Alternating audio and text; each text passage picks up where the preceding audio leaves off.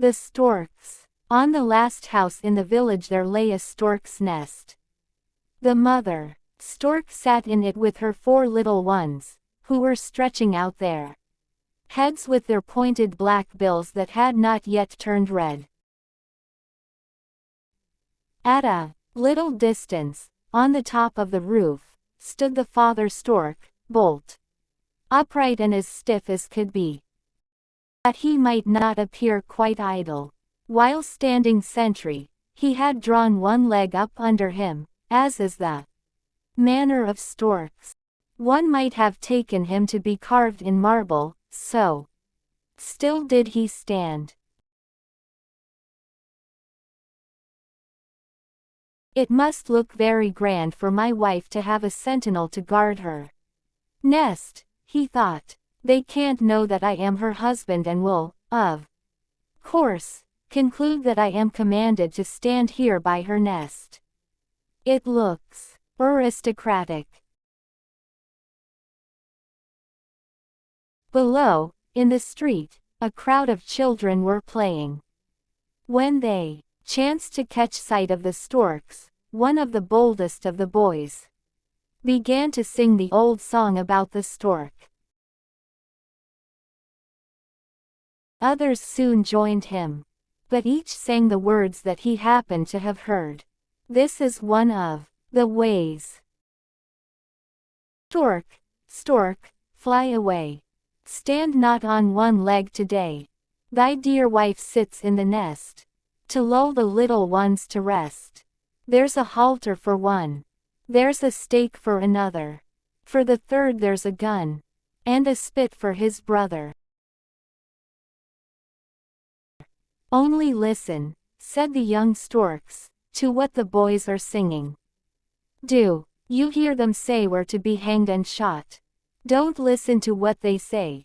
If you don't mind, it won't hurt you, said the mother. But the boys went on singing, and pointed mockingly at the sentinel. Stork. Only one boy, whom they called Peter, said it was a shame to make game of animals, and he would not join in the singing at all. The mother stork tried to comfort her young ones. Don't mind them, she said, see how quiet your father stands on one leg there. But we are afraid, said the little ones, drawing back their beaks into the nest. The children assembled again on the next day, and no sooner did they see the storks than they again began their song. The first will be hanged, the second be hit. Tell us, are we to be hanged and burned? Asked the young storks. No, no, certainly not, replied the mother. You are to learn to fly, and then we shall pay a visit to the frogs.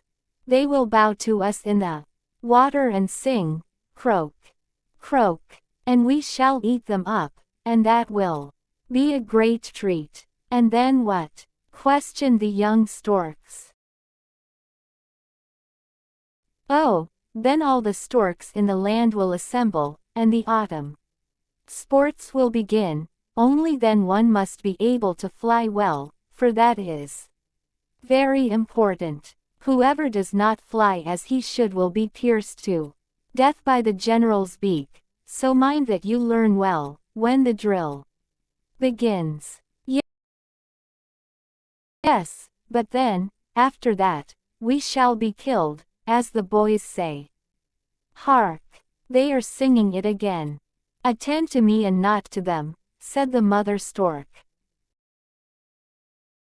After the great review we shall fly away to warm countries, far from here, over hills and forests. To Egypt we shall fly, where are the 3-cornered houses of stone, one point of which reaches to the clouds. They are called pyramids and are older than a stork can imagine.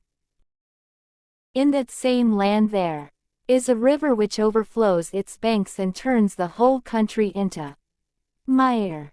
We shall go into the mire and eat frogs.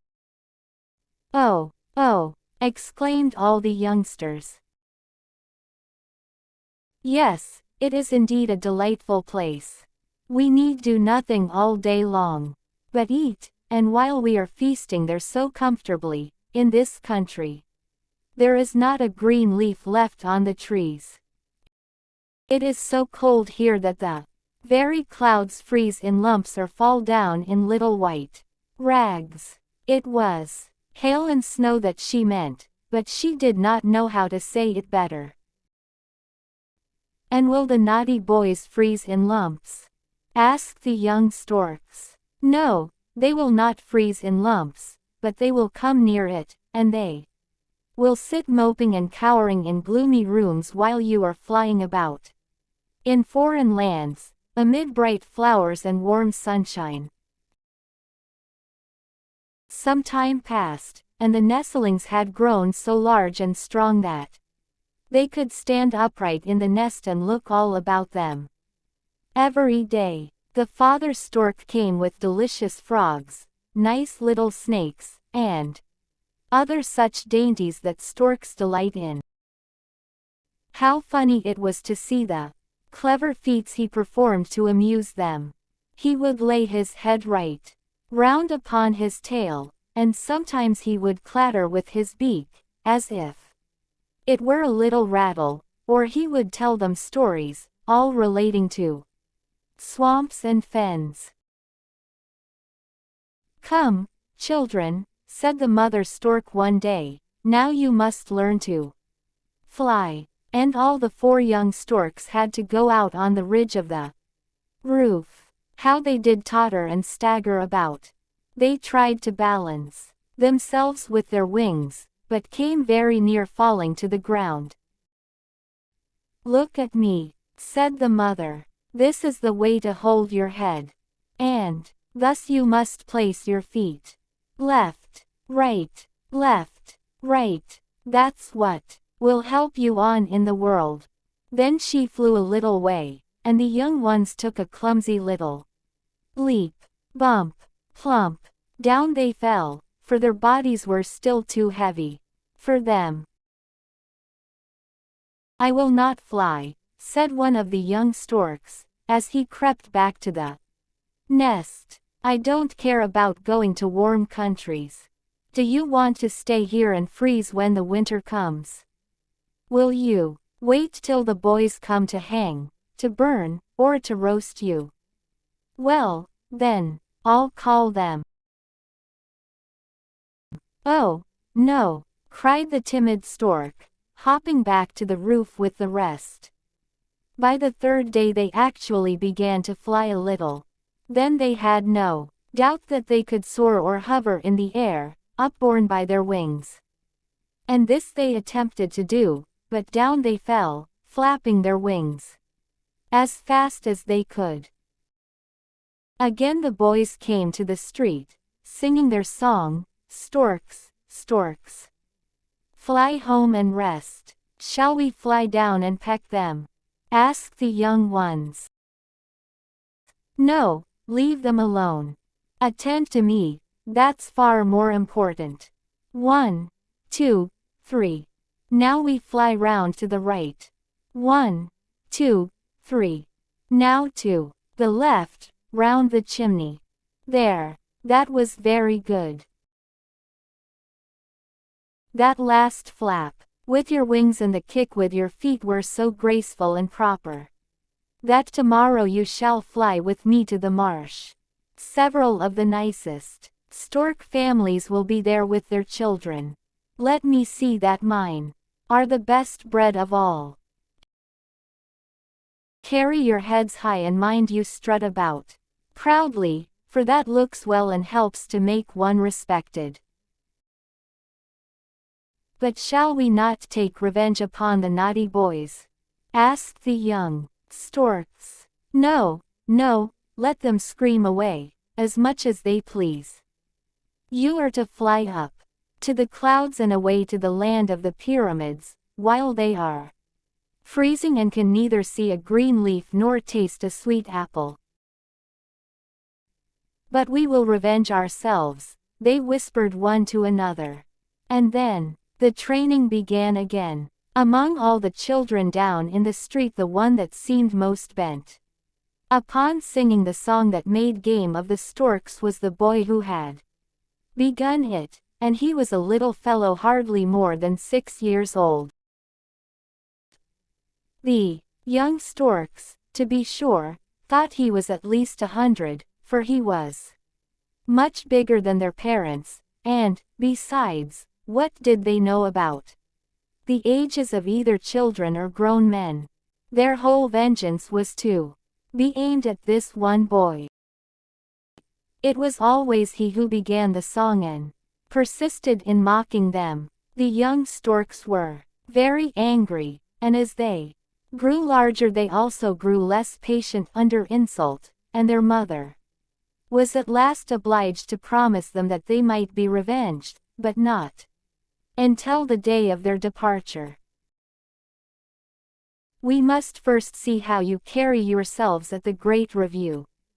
If you do so badly that the general runs his beak through you, then the boys will be in the right, at least in one way. We must wait and see. Yes, you shall see, cried all the young storks, and they took the greatest pains, practicing every day, until they flew so evenly and so lightly that it was a pleasure to see them. The autumn now set in. All the storks began to assemble, in order to start for the warm countries and leave winter behind them.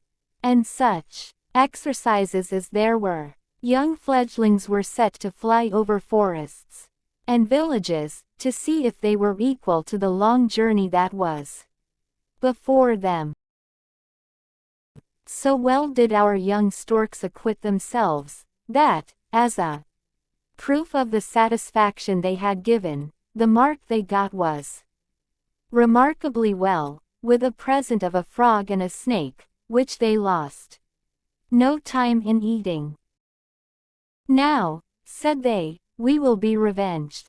Yes, certainly, said their mother, and I have thought of a way that will surely be the fairest. I know a pond where all the little human children lie till the stork comes to take them to their parents. There lie the pretty little babies, dreaming more sweetly than they ever dream. Afterwards, all the parents are wishing for one of these little ones. And the children all want a sister or a brother.